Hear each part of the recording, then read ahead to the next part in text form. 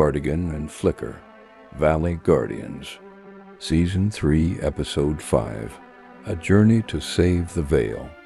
The emerald scales of Cardigan, the green flower dragon, shimmered in the fading light of a heavy violet sky.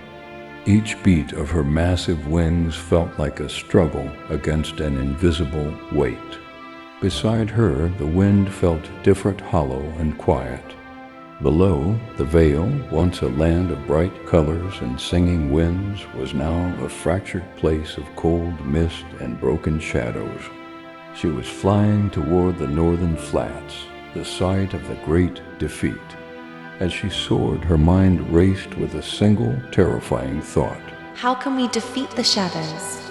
She remembered Theren, the elder purple lightning dragon.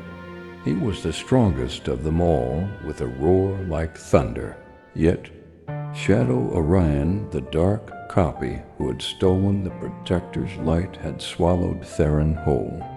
The darkness didn't just stop the elder.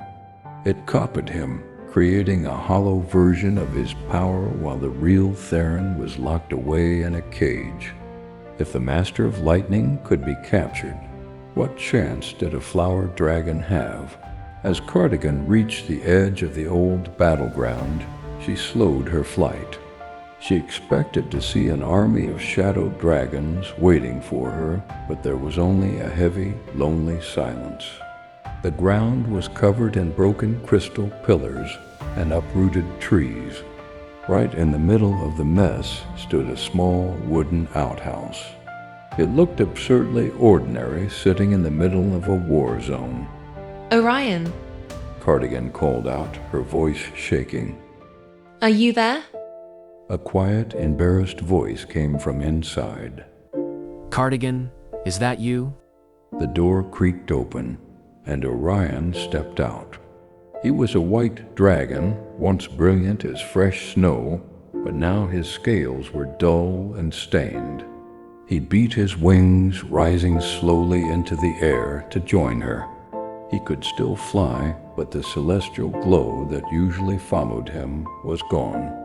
He looked small and tired without his magic. An outhouse, Orion? Cardigan said with a pleasant voice given the random nature. Orion sighed, looking back at the tiny shack with a grimace. It isn't a brave story, Cardigan. But before the fight began, I saw Rayden used this place. And you know how he has a high-fiber diet?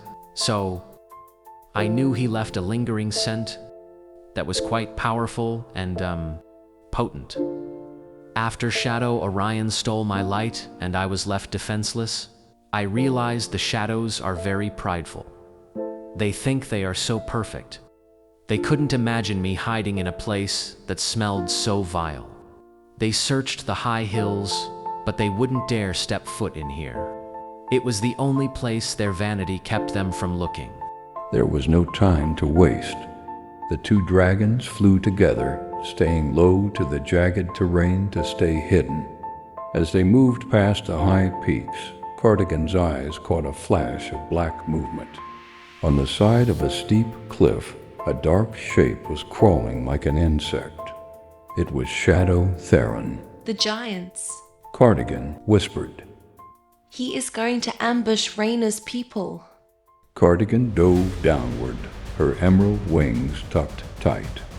As Shadow Theron reached the ridge, she unleashed her first strike. Vines of the deep earth. She roared. Thick, glowing vines burst from the rocks, wrapping around the shadow dragon's neck and legs. But Shadow Theron was a beast of stolen lightning. He snarled, his body erupting in jagged, oily black bolts that began to wither the vines. He was too strong. Cardigan felt her grip slipping. The weight of his dark magic was crushing her spirit. I can't let him go. She thought, her muscles screaming as she strained to keep the vines anchored. In that moment of pure desperation, Cardigan felt something strange deep within her chest. A heat that wasn't fire, but a pulse of pure, ancient life. her eyes began to glow with a blinding white gold light that reflected off Orion's dull white scales. Bloom! She commanded. Suddenly, the vines didn't just hold. They transformed. Thousands of crystal-petaled flowers erupted along the vines, and as they opened, they released a pulse of solar pollen. The gold dust acted like an anchor, hardening the vines into indestructible living jade. For a split second, Cardigan felt as if she were connected to every root in the world. The power was so immense it made her heart race, and Shadow Theron was slammed flat against the rock, pinned by a force he couldn't copy.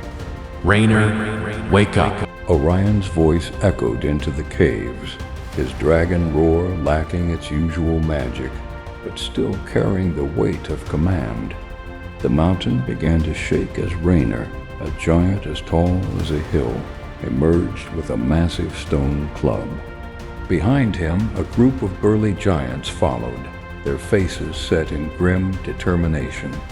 Shadow Theron, sensing the divine energy fading as Cardigan's burst of power subsided, let out a scream and tore through the remaining jade bonds. He lunged toward the powerless white dragon, but Raynor stepped in the way, swinging his heavy club with all his might and knocking the shadow back into the cliff. "Run, little dragons," Raynor told them. "Take the Protector to the Elder Tree. We'll hold him back. He may have dark magic, but we have the strength of the earth." Cardigan looked at the giants. They were fighting a monster with nothing but their bare hands and courage. It didn't seem fair, but she knew they had to leave. Cardigan, go. Orion urged, his wings beating hard as he turned toward the horizon. With a heavy heart, Cardigan followed.